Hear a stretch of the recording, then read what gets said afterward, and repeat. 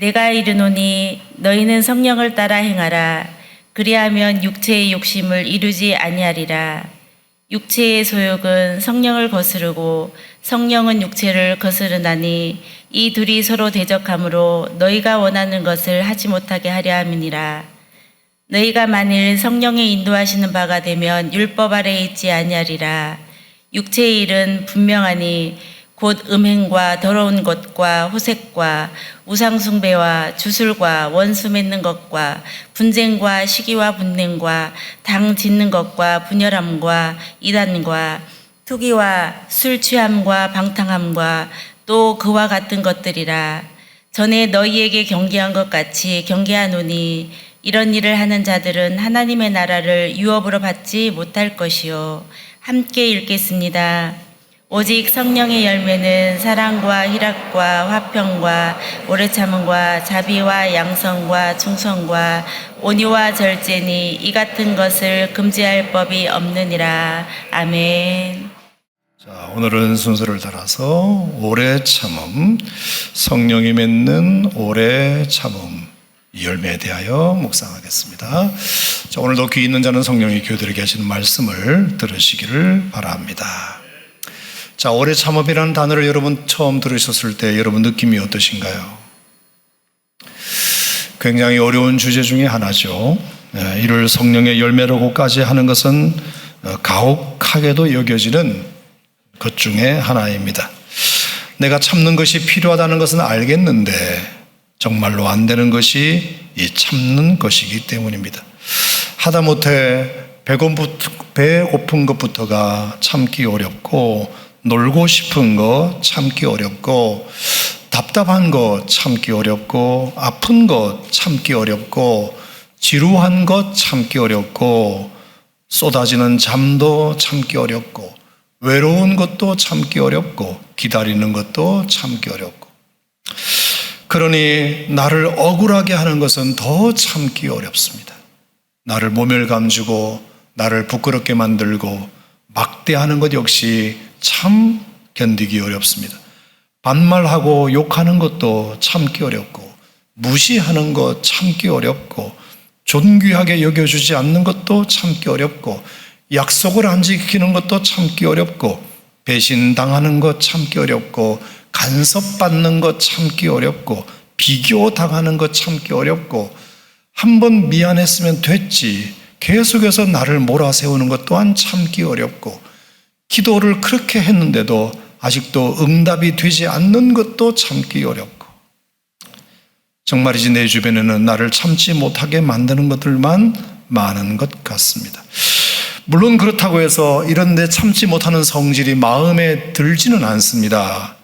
참지 못해서 일을 그르친 것을 생각하면 후회한 적도 많습니다.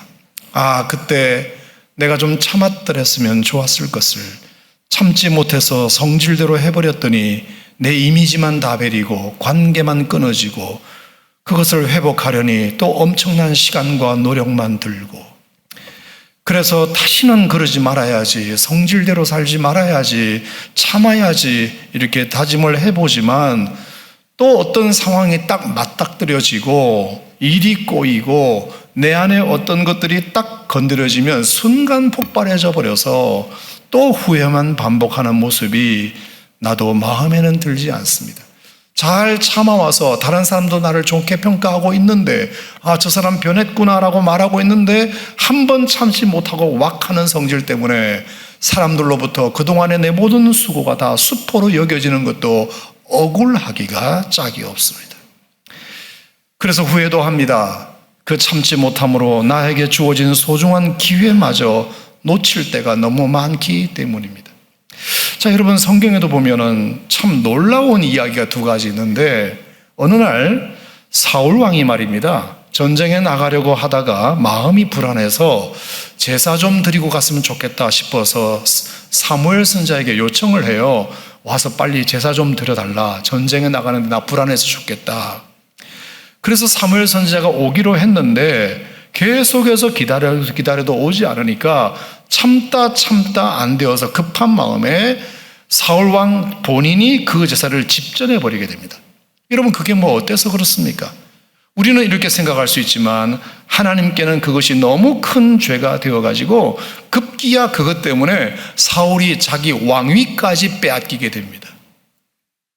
저는 이걸 보면서 아니 사람이 못 참을 수도 있지, 급하면 자기가 할 수도 있지, 그게 무슨 그렇게 왕위까지 빼앗을 일인가 라는 생각이 들지만 성경의 예를 빌면 이 참지 못함이 생각 외로 큰 잘못일 수 있구나, 그런 생각을 하게 됩니다. 자, 뿐만 아니라 모세도 마찬가지예요. 40년 동안 이스라엘 백성들을 출애굽시켜서 가나안 땅까지 인도하느라 정말 고생이 많았잖아요. 속썩이는 이스라엘 백성들 다독이랴, 매일 먹고 마시는 거 챙겨주랴, 전쟁 만났을 때는 나가서 싸우랴, 오늘은 또 어디 가야 할지 정하랴. 정말로 고생이 이만저만이 아니었을 텐데 그래도 모세의 마음속에는 가나안 땅을 들어갈 수 있다는 소망 하나 붙들고 견뎠는데 결국은 요단 동편 느보산까지 와서 하나님한테 들은 소리가 뭐냐면 이제 그만, 너는 못 들어가, 너 여기서 죽어. 아니 이유가 뭐냐고 물었더니 하나님의 대답이 뭐냐면 그에 대해서는 내가 너에게 이미 말했느니라. 너 지난번에 가데스에서 사람들이 물 없다고 원망할 때 내가 너한테 빨리 반석을 명하여 물을 내어 백성들에게 마시오라고 한 적 있지. 그때 너 어떻게 했니? 아니 왜 우리가 저런 원망만 하는 백성들을 위해서 물 만들어줘야 됩니까? 왜 저 원망하는 백성들을 위해서 물을 만들어줘야 됩니까? 이러면서 내가 하라니까 안 할 수는 없고 하자니 마음 안 내키고 그래서 너 홧김에 반석을 2번 내리친 적이 있지. 그것 때문에 너 못 들어가는 거야. 아니 사람이 성질나면 반석을 2번 칠 수도 있고 3번 칠 수도 있는 거지. 하나님이 그 참지 못한 모세의 성깔 때문에 세상에 40년 그렇게 백성들을 인도하느라 고생했음에도 불구하고 너 가나안 땅에 못 들어가 이렇게 말할 정도였습니다. 모세는 그래서 결국 가나안을 코앞에 두고서도 들어가지 못하고요, 120살의 나이지만 눈 흐리지 않고 기력도 쇠하지 않았음에도 불구하고 거기서 쓸쓸히 죽어야 하는 운명을 맞게 되는데 이유는 뭐다? 참지 못해서이다. 그 잠깐의 욱하는 성질 때문에 40년간의 수고를 수포로 스스로 만들어버리는 너무 의외의 결과를 맞게 됩니다. 참지 못하는 것이 그냥 넘길 일이 아니구나. 그 그르침이 너무 가혹하고 결과는 너무 충격적이구나. 그래서 어떤 분은 이것을 좀 해결해 보려고 교회 가서 작정 기도도 합니다. 아침 금식을 결심하고 무려 일주일을 작정하고 새벽 기도를 나가요. 오로지 기도 제목은 단 하나, 주여 나에게 참을성을 좀 주시옵소서. 제발 참을성, 인내심을 주시옵소서. 그래서 일주일 동안 딱 기도하고 작정 기도 딱 끝났는데 하필 그날 나를 시험이라도 하듯이 누군가가 와서 성질을 확 건드리는데 확 폭발을 해버려요. 그래서 하나님께도 원망이 됩니다. 아니 왜 내가 일주일 동안 금식까지 하면서 기도했는데 왜 빨리 인내심을 안 주십니까? 빨리 주셔야지. 우스갯소리지만 그만큼 참는 것은 어렵다는 것인데요. 자, 그래서 제가 오늘 결론을 미리 말씀드리고 설명을 좀 하겠습니다. 이것이 이만큼 어려운 일이기 때문에 참는다는 건 말입니다, 무엇보다 중요한 실력이 됩니다. 실력. 한번 따라합시다. 참는 것도 실력이다. 이거 하나만 기억하시면 좋겠어요. 자, 참는 게 그만큼 어렵잖아요. 그 참지 못한 것 때문에 그동안의 노력이 다 한 방에 날려버릴 수도 있잖아요. 그러니까 이 참는 건 너무나 우리에게 중요한 실력이라는 겁니다. 자, 여러분 아주 고전적인 실험 하나 소개하겠는데, 옛날에 스탠포드 대학교에서 교육학 심리학계에서 이미 고전적인 실험으로 정평이 나 있는 것 중에 하나가 마시멜로 실험이라는 것이 있어요. 자, 유치원 아이들 650명을 대상으로 이제 마시멜로 시험을 했는데, 아이들을 책상에 다 앉힌 다음에 그 책상 위에 달콤한 마시멜로 하나씩을 올려놓고는 선생님이 말씀을 하셨어요. 얘들아, 선생님이 15분 정도 바깥에 나갔다 올 테니까 이 마시멜로를 끝까지 먹지 않고 15분간 기다리는 아이들에게는 선생님이 와서 마시멜로 하나 더 줄게. 그러니까 먹지 말고 기다려 라고 말하고 선생님이 바깥에 나갔는데 15분 뒤에 돌아오고 보니까 극명하게 딱 나눠졌더라. 자, 15분을 참지 못해서 다음 하나를 더 받기를 기다리기보다 지금 먹고 싶을 때 먹는 게 나는 더 좋아 이러면서 그냥 먹어버린 아이와, 아니야 나는 먹고 싶지만 15분만 참으면 선생님이 와서 하나 더 준댔잖아, 그게 어디야, 그러니까 나는 하나 더 받기 위해서 15분을 참을 거야, 이렇게 딱 나뉘어졌는데 결과는 먹은 아이가 70%, 안 먹은 아이가 30%. 하지만 이 실험의 진짜 결론은 다음 연구에서 나타납니다.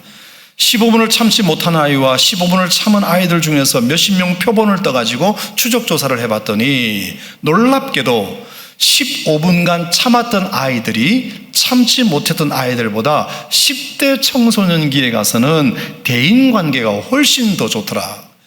20대 대학 시험 능력 시험을 쳐봤는데 점수가 무려 200점 이상이나 더 높게 나오더라. 그리고 30대 사회인이 되어서는 자아 존중감도 더 높고 좌절감이나 스트레스도 더 잘 극복하더라. 여러분, 만약에 이것이 사실이라면 우리 인생에 보다 더 필요한 실력이 또 어디 있겠습니까? 자, 대인관계 좋고 수능 시험 잘 보고 자아 존중감 높고 좌절이나 스트레스 잘 견디면 여러분 이게 우리 삶의 전부 아닙니까? 그래서 정리된 학계의 정설이 뭐냐 하면 성숙한 인간에게는 공통적으로 가지고 있는 능력 하나가 있던데 그게 바로 만족지연의 능력이다. 그래티피케이션을 딜레이하는 능력이다. 만족지연 능력. 나중에 더 큰 만족을 위하여 지금의 작은 만족을 포기할 줄 아는 것. 지금의 작은 만족을 포기하고 나중에 더 큰 만족을 얻으려고 하는 것, 만족을 지연시키는 능력이 성공한 사람들에게 공통적으로 있는 현상이더라. 여러분, 그렇다면 이건 신앙적으로도 동일하지요. 지금 눈앞에 보이는 유혹이 아무리 달콤해도 그 유혹을 이겼을 때 하나님이 주실 축복을 바라보고 참는 것, 지금 당하는 고난이 아무리 커도 나의 가는 길 그가 아시나니 이 고난을 통하여 내가 단련되면 내가 순금같이 되어 나올 거라는 것을 아는 것, 이 고난이 오히려 축복이 될 거라고 믿고 참아내는 것, 여러분 이 믿음은 신앙적으로도 너무 중요한 가치라고 믿는데 동의하시면 아멘 하시기 바랍니다. 성숙한 신앙인에게도 이런 능력이 있더라. 생각해 보세요. 우리는 모두 다 믿음이 성장하기를 원합니다. 그렇죠?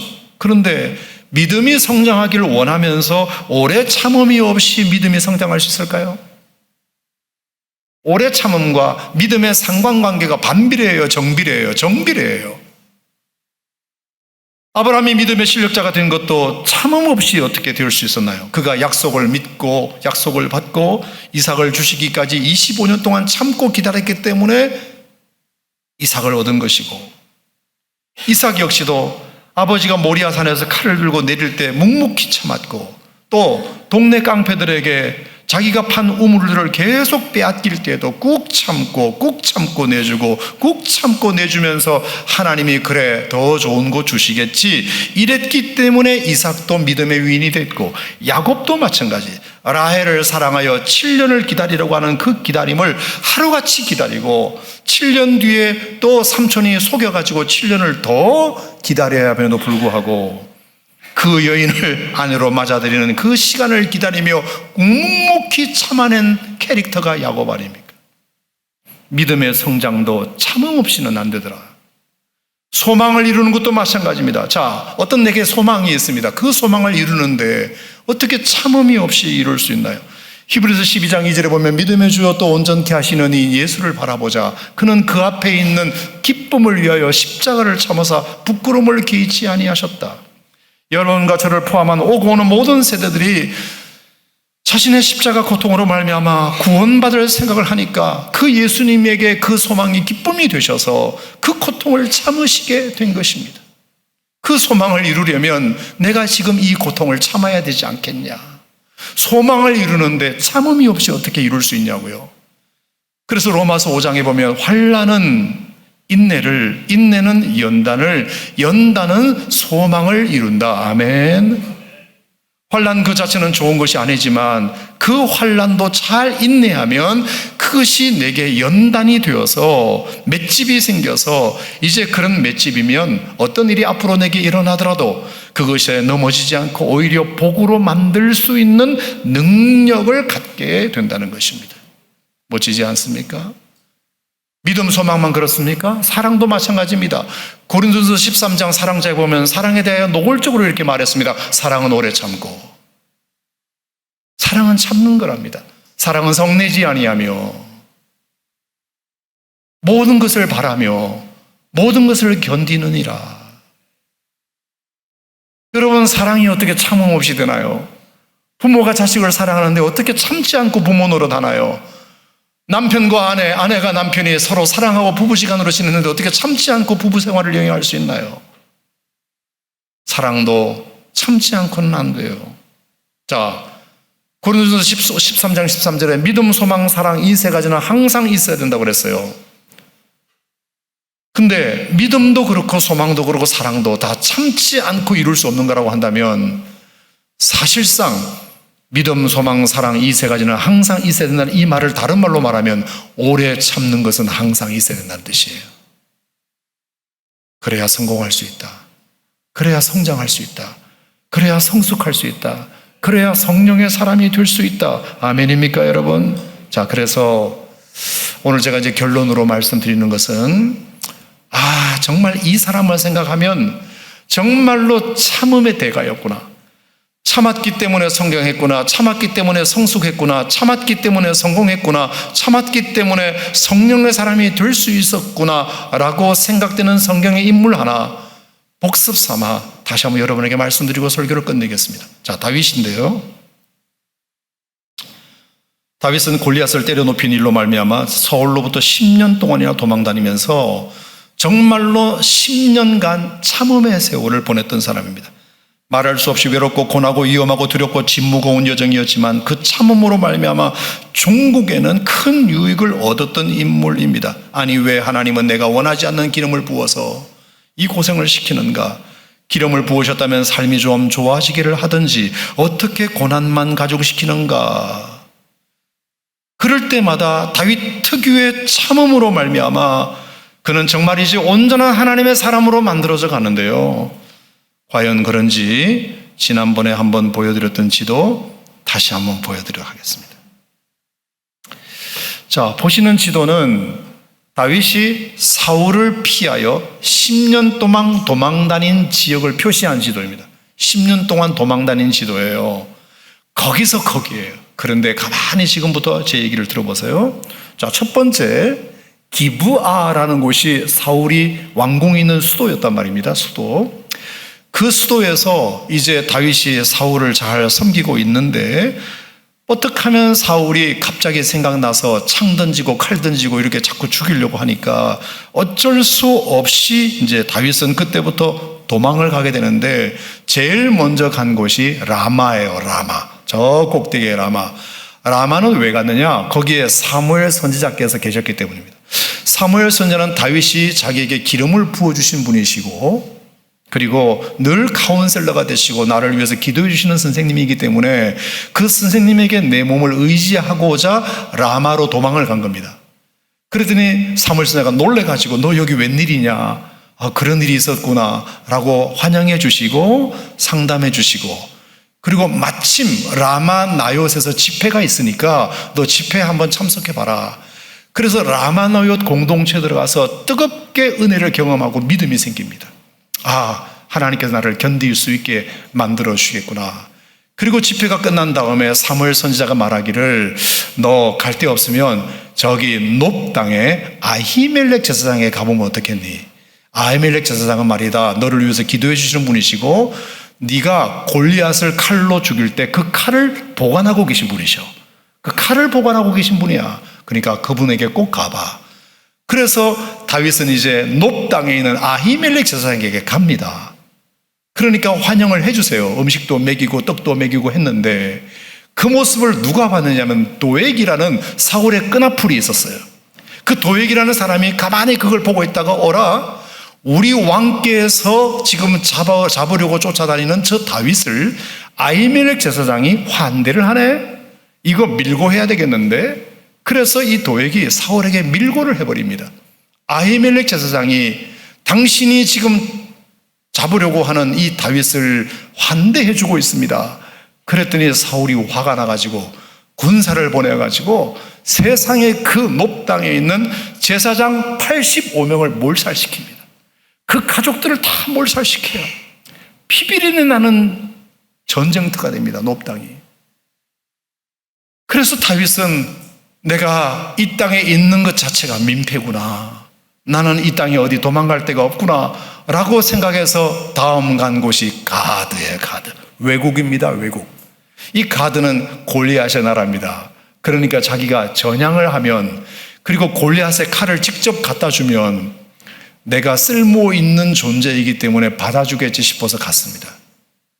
아기스 왕에게 찾아갔습니다. 그런데 하루 전날 신문을 봤는데 너무 두려운 마음이 생기는 겁니다. 생각지도 않게.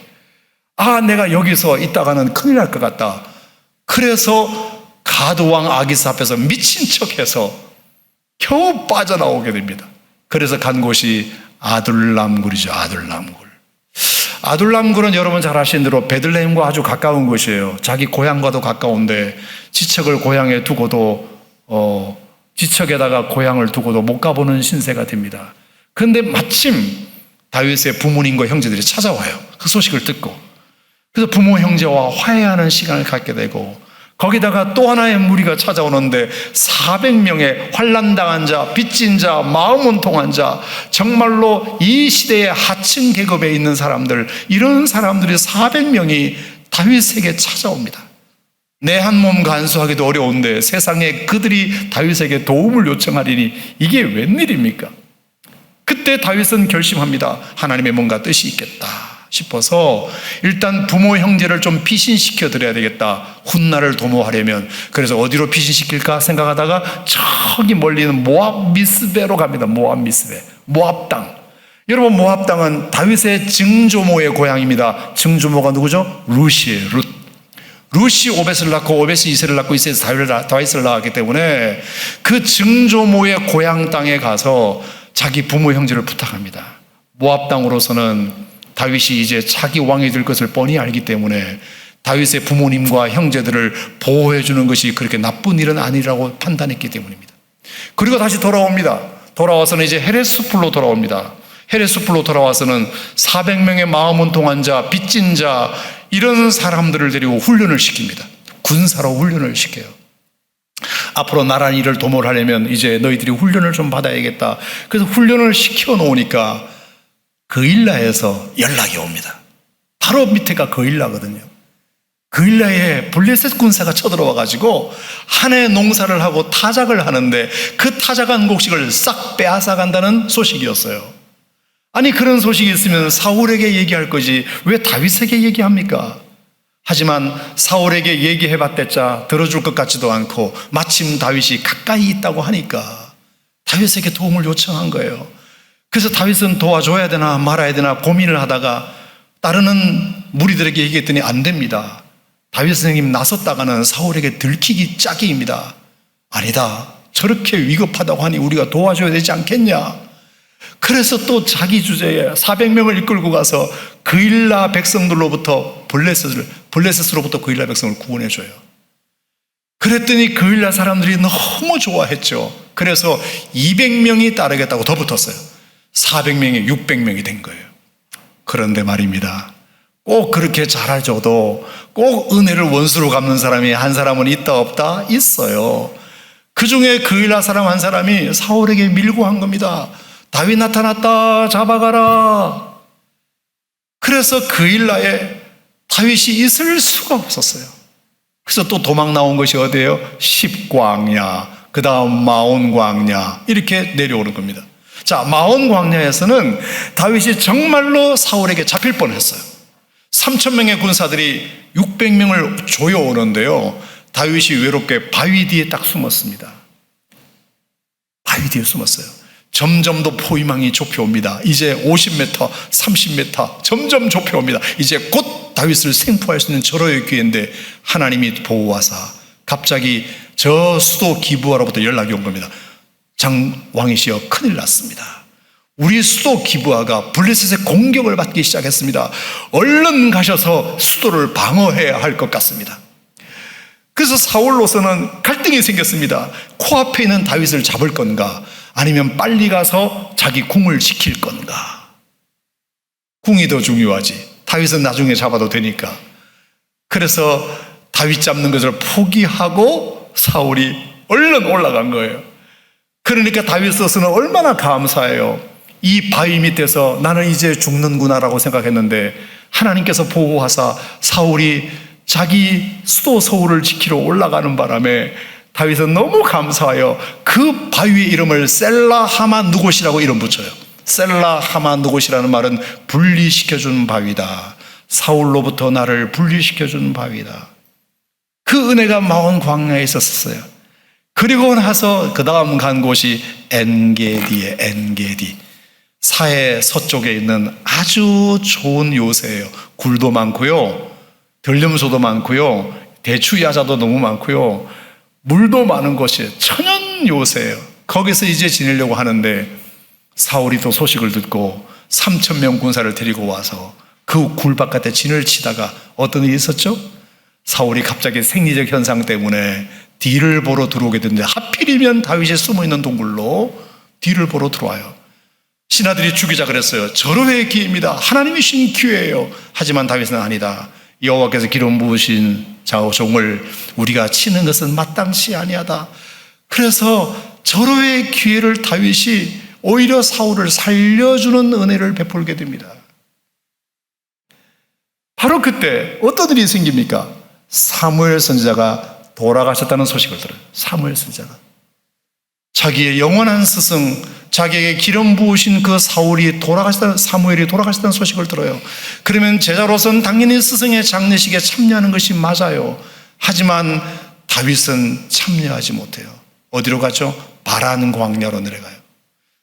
장례식장은 저 기브아인데 오히려 반대로 내려가요. 왜 그랬을까요? 장례위원장이 사울왕이기 때문에 그가 장례를 집전하다가 만약에 다윗이 장례식장에 나타나기라도 하면 그 엄숙한 장례식이 또 싸움터가 될까 봐, 내가 거기 나타나면 사울이 또 나 때문에 나를 잡으려고 장례가 엉망이 될까 봐, 내 사랑하는 스승님 마지막 가는 길이 편안하게 갈 수 있도록 당신 장례 잘 치러주시오. 나는 당신 신경 안 쓰이게 나가 멀리 가 있을 테니까. 그래서 바란 광야에 가서 스승님의 시신도 없는, 빈소도 없는 그곳에서 나 홀로 빈소를 차려놓고 거기서 장례식을 치러요. 그리고 나서 간 곳이 어디죠? 마온 광야, 갈멜. 거기서 나발을 만나게 되고 아비가일을 만나게 되어서 아비가일을 다윗의 아내로 얻는 축복을 받고, 그 다음에 십광야에 가서는 다윗이 한 번 더 사울을 살려주는 일을 하게 됩니다. 자, 이때 600명이었던 사울을 따르는 사람이 2,000명으로 늘어납니다. 600명의 군사의 가족들이에요. 부인과 아이들까지. 여러분, 아무리 다윗이 지략이 좋아도 2,000명의 사람들을 어디 피하여 다닌다는 것은 불가능해요. 물리적으로. 그래서 어떻게 했죠? 내가 다시 한번 눈물을 머금고 거짓 전향을 해서라도 가드 땅에 가야 되겠다. 그래서 다시 가드에 가서 시글락이라는 땅을 분양받습니다. 이 시글락이라는 땅은 뭐냐면 밑에가 아말렉 군사들이 살고 있는데 가드로서는 이 아말렉 군사들이 아주 괴롭히는 존재들이었으므로 시글락에다가 다윗의 2,000명을 거기다가 깔아놓으면 방패가 되니까 너희들이 거기서 몸으로 막아라. 그래서 시글락을 분양받아요. 아니라 다를까 시글락에 있으니까 이 아말렉 군사들에게 쳐들어와가지고 다윗의 군사들을, 아녀자들을 생포해가고 자녀들을 생포해가고 물건을 훔쳐가고 다윗이 공격을 받아요. 하지만 다윗이 가만히 있을 수 있습니까? 시글락에 쳐들어가가지고 쳐들어가서 기습 공격을 해서 결국에 아녀자들과 그리고 잃어버린 자녀들과 재산들을 다 가지고 오게 됩니다. 자, 그게 이제 시글락에서 있었던 이야기예요. 오케이. 자, 이때 이제 마지막입니다. 조금만 들어보세요. 자, 이때 다윗이 소식을 하나 듣습니다. 사울이 죽었다. 드디어 마침내 finally 결국은 사울이 죽었다. 그 원수 사울이 이제 죽었다는 소식을 들어요. 야호, 드디어 나의 원수가 죽었구나. 많은 사람들이 이제 장군님, 이제 하나님께서 우리에게 기회를 주셨습니다. 장군님이 그렇게 살려주셨던 그 사울이 이제 길보아 산에서 죽었다고 하니 이제 장군님은 곧 기브아로 올라가셔서 왕이 되소서, 왕이 되소서. 다윗이 잠깐만, 아무리 그래도 하나님의 내가 기도 한번 해보자. 그 중요한 시기에 다윗이 기도해요. 자, 사무엘하 2장 얘기하는 겁니다. 여호와여, 사울이 죽었다는 소식을 내가 듣게 되는데 제가 그러면 이제 어디로 가야 하나요? 수도 서울로 올라가서 제가 왕이 되어야 하나요? 아니면 조금 더 기다려야 되나요? 그랬을 때 하나님이 뭐라고 말씀하시죠? 헤브론으로 갈지니라. 헤브론으로 갈지니라. 수도로 가지 말고 헤브론으로 갈지니라. 여러분, 가끔은 말입니다. 괜히 기도할 때가 있어요. 기도해서 별로 손해볼 때가 있어요. 기도 안 했으면 그냥 갔을 텐데 괜히 기도해가지고 하나님이 또 헤브론이라는 땅으로 인도하세요. 자, 헤브론은 여러분 어떤 땅입니까? 아브라함과 이삭과 야곱의 시신이 묻혀있는 막벨라굴이 있는 땅이에요. 막벨라굴. 아브라함과 이삭과 야곱은 어떤 사람입니까? 기다림의 대명사예요. 세 사람은. 아브라함 75세에 받은 약속을 25년이나 기다려서 얻은 사람이에요. 이삭, 동네 깡패들이 자기 우물을 팠는데 꾹꾹 참고 하나님이 주시겠지, 좋은 거 주시겠지 바보같이 기다리던 사람이에요. 야곱, 라헬을 얻기 위해서 7년을 기다리고 또 7년을 기다렸던 사람이에요. 하나님이 헤브론으로 가라고 말씀하실 때 다윗은 바보가 아닌 이상 느낌이 와요. 하나님이 또 기다리라는 뜻이구나. 특히 헤브론은 어떤 곳입니까? 갈렙이 40세에 헤브론 산지를 정탐하고 와가지고 45년 동안 기다림으로 말미암아 85세 헤브론 산지를 얻었던 땅입니다. 갈렙이 헤브론 산지를 얻기 위해서 45년을 기다린 땅이에요. 헤브론은 기다림의 땅입니다. 하나님이 그곳으로 가랍니다. 이제 모든 판이 다 깔렸는데도 불구하고 하나님은 또 기다리랍니다. 그래서 헤브론으로 갑니다. 거기서 몇 년? 7년 6개월. 자, 이게 다윗이 10년 동안 도망 다니고 17년 동안 그가 했던 삶의 궤적들입니다. 자, 이렇게 이리 갔다 저리 갔다 하면서 그 어떤 저 모습을 가만히 보면, 제가 저 그림을 이렇게 그려놓고 가만히 보니까 어쩌면 저게 사람 모양 비슷하게 생겼네, 이런 생각이 들었어요. 여러분이 동의하든 안 하든 나는 그냥 그렇게 보여. 하나님이 믿음의 사람, 성숙한 사람, 성령의 사람 만들어 가시려고 하나님이 이리저리 도망다니게 하셨구나. 그때는 몰랐으나 지나고 보니 하나님이 나를 사람 만드셨구나. 사람 만드셨구나. 7년 6개월이 지나자 드디어 북이스라엘 지파 10지파의 장로님들이 와가지고 다윗 선생, 이제 때가 됐습니다. 우리의 왕이 되어주세요. 사무엘하 5장 3절에 다윗이 이제 온 이스라엘 백성들의 왕이 됩니다. 드디어 도망다닌 지 17년 6개월 만의 말입니다.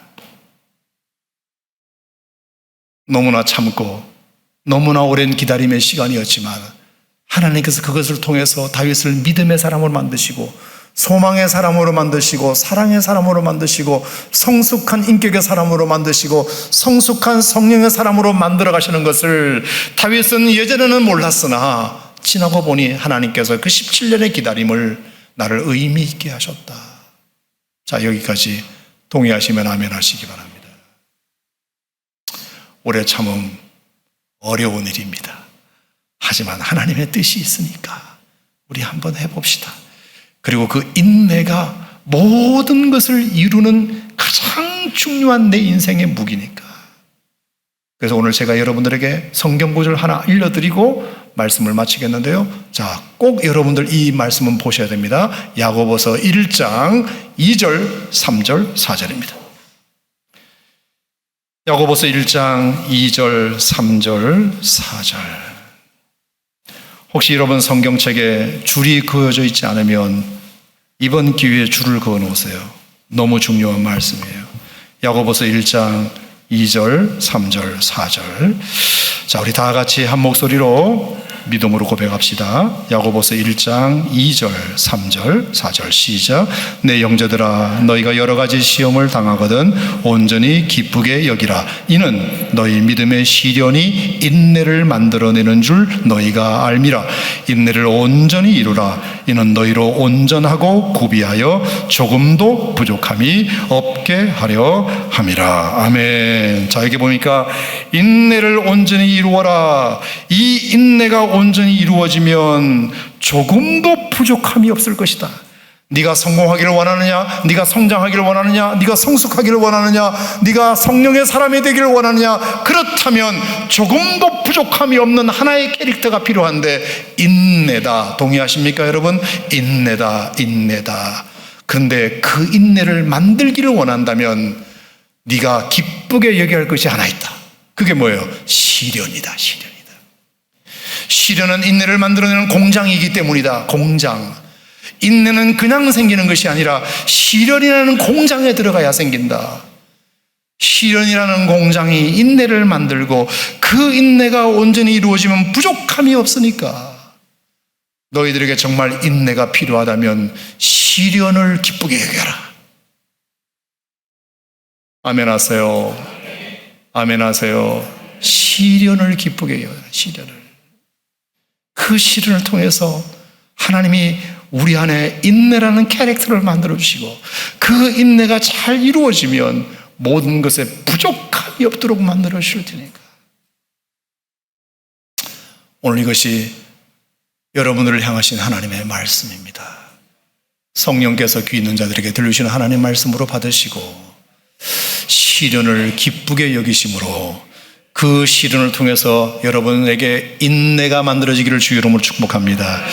그 인내가 여러분을 성장시키고 여러분을 성공시키고 여러분을 성숙시키고 여러분을 성령의 사람 만들어가는 일에 가장 크게 일조하게 되기를 주님 이름으로 축원합니다. 축원합니다. 고마우신 하나님, 고단한 인생길 힘겨운 오늘도 주님 내 마음 아시니 지나간 아픔도 마주할 세상도 주님 내 마음 아시니 하루를 살아도 기쁨으로 간다면 후회도 염려도 온전히 맡기고 믿음의 길을 가며 인내함으로써 내가 더욱 하나님의 사람으로 준비될 줄 믿습니다. 이 또한 지나가리라 그렇게 생각하고 끝이 있다. 인내는 쓰지만 그 열매는 달다. 인내는 쓰지만 그 열매는 달다. 그 단 열매를 먹을 때까지 이 또한 지나가리라 믿고 끝까지 소망하고 인내하는 하나님의 백성들이 되게 하여 주시옵소서. 시련이 인내를 만드는 공장인 것을 기억하고 시련이 올 때마다 기쁘게 여길 수 있는 성도들 되게 하여 주옵소서. 예수님 이름으로 기도합니다. 아멘.